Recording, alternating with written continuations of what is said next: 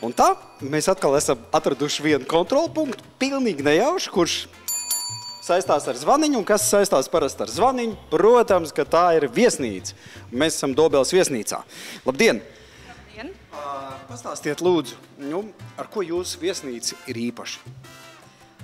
Pirmkārt, es domāju, ka pilsēta pati pa sevim jau mums ir īpaša ar to, ka mums ir ļoti daudz ievērojamas vietas, un viena no tām ir arī šī vieta, jo šeit, redziet, arī ir viens no kontrolpunktiem. Tā, bet, piemēram, ja es tagad nolēmtu Dobelē palikt, cik man maksātu viesnīciņu? Skatoties, cik ilgi jūs vēlētos palikt. Vienu nakti. Vienu nakti.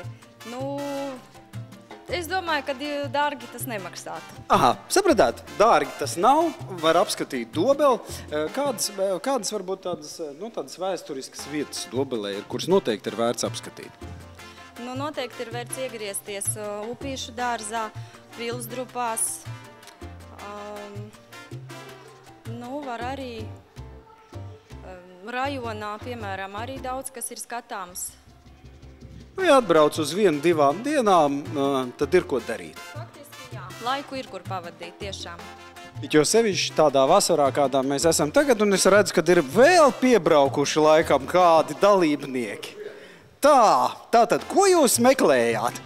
Mēs meklējām viesnīca Dobele, bet te bija nepareizi norādīts, laikam te bija rakstīts uzvaras 3. Jā, bet te ir uzvaras 2. Tas varbūt bija īpaši tāds asprātības uzdevums. Varētu arī tā būt. Kā jums veicās šodien? Vismaz normāli. Jā, kurš punkts jau ir? Es nezinu, jāsatās, laikam kāds 5. jau, ne? Jā, varētu tā būt. Labi, lai veicās arī tālāk. Es redzu vēl daži ceļotāji, protams, mani piesaistīja uzreiz skaistais uzraksts, ja? Apmeklēt Latviju, un meitenes, ja ir tāds uzraksts, ko tad tas nozīmē, apmeklēt Latviju?